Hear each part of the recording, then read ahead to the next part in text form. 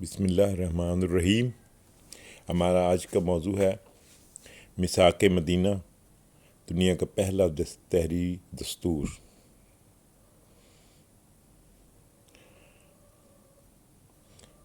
میثاق مدینہ یا charter of مدینہ تاریخ انسانی کا پہلا جامع تحریری آئین ہے جو 622 عیسوی میں یعنی ہجرت مدینہ کے موقع کے بعد نبی کریم نے تحریر کروایا تھا۔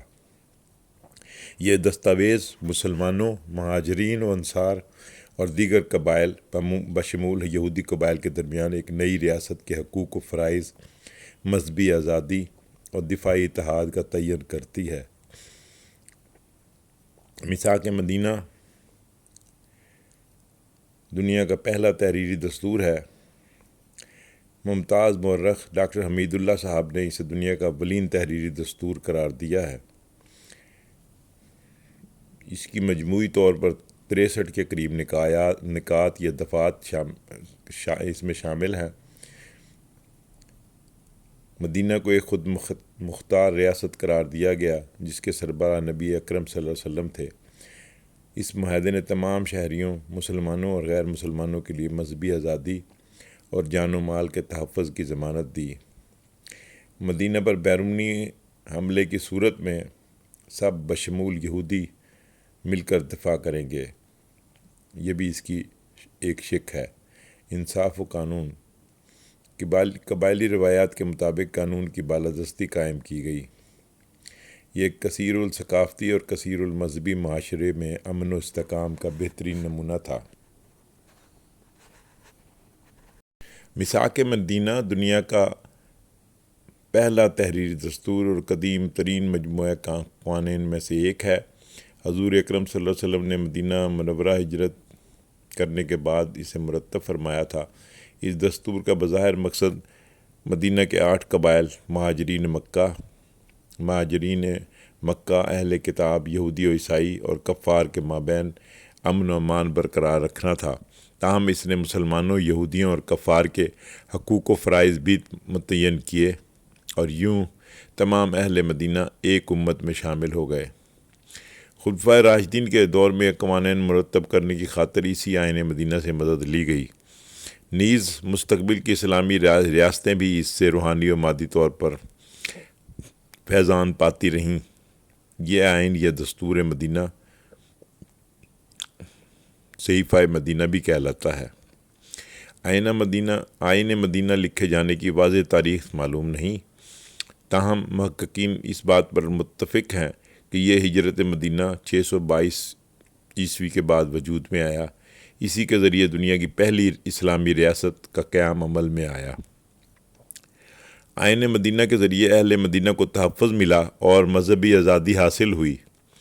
مدینہ ایک مقدس علاقہ قرار پایا، گویا وہاں ہتھیار لانا یا فساد مچانا ہمیشہ کے لیے ممنوع ٹھہرا۔ خواتین کو احساس تحفظ اور عزت ملی۔ مدنی قبائل کے تعلقات معمول پر آ گئے۔ دوران جنگ ٹیکسوں کا ایک جامع منصوبہ وضع ہوا تاکہ امت کا کوئی فرد مصیبت میں مبتلا نہ ہو۔ بیرونی، سیاسی و قبائلی معاہدوں کے سلسلے میں حدود متعین کی گئیں۔ افراد کی حفاظت کرنے والا نظام بنا۔ جھگڑے نمٹانے کے لیے ایک عدالتی نظام وجود میں آیا اور قبائلی رسوم و قوانین کے دائرہ کار قوانین کے دائرہ کار میں لائی گئیں۔ گو آئین مدینہ کی حقیقی دستاویز موجود نہیں، لیکن کئی قدیم اسلامی مآخذوں میں اس کا ذکر ملتا ہے۔ ابن اسحاق کی سیرت رسول اللہ صلی اللہ علیہ وسلم میں یہ تفصیل سے موجود ہے۔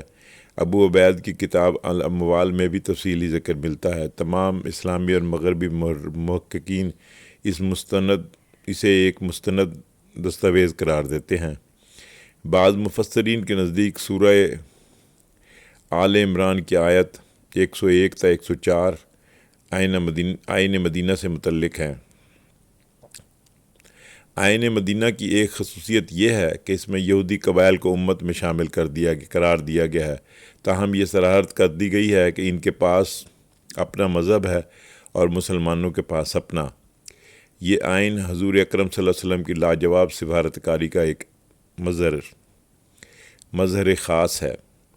مدینہ میں مختلف مذاہب، زبانوں، نسلوں اور رنگوں سے تعلق رکھنے والے لوگ مقیم تھے، لیکن آپ صلی اللہ علیہ وسلم نے انتہائی تدبر سے انہیں ایک جگہ اکٹھا کر دیا۔ آئین مدینہ کی دوسری خصوصیات یہ ہیں کہ اس کے ذریعے مسلمانوں کے باہمی رشتے کی بھی تشریح کی گئی۔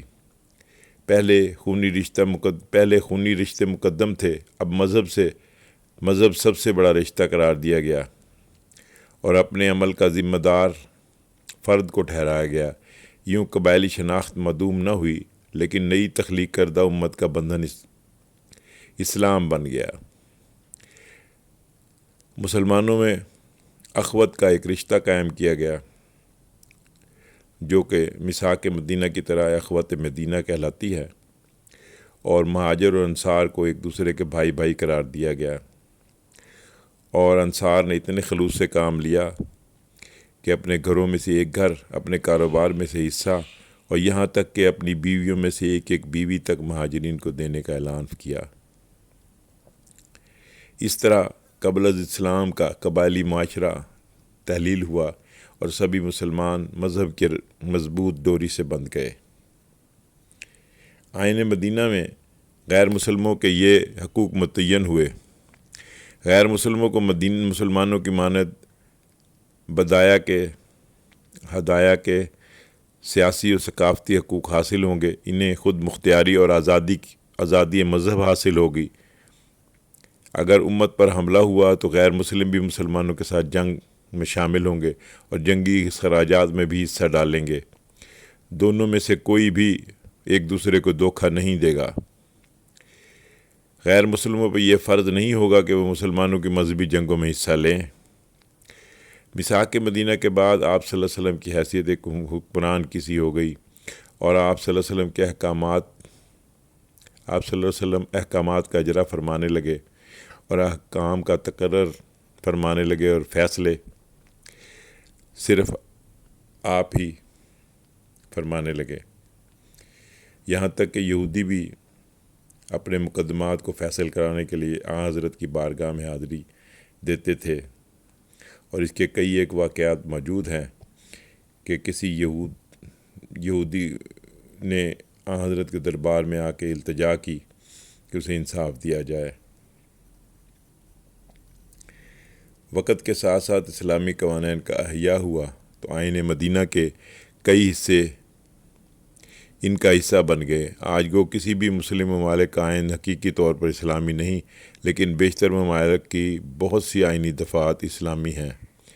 اسلامی آئین کا ماخذ قرآن حکیم اور شریعت ہے۔ اسی کے تحت حکومت کرنے کا حق صرف اللہ تعالیٰ کو حاصل ہے۔ خلیفہ زمین پر اس کا نمائندہ ہے جسے مسلمان منتخب کرتے ہیں، اور وہ خدا کے قانون کا پابند ہے۔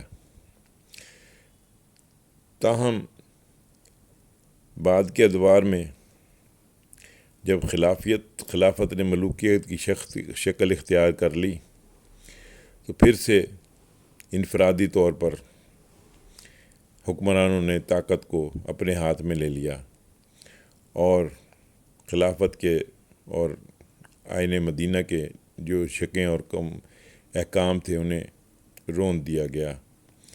بہت سے مسلمان حکمران شہنشاہیت قائم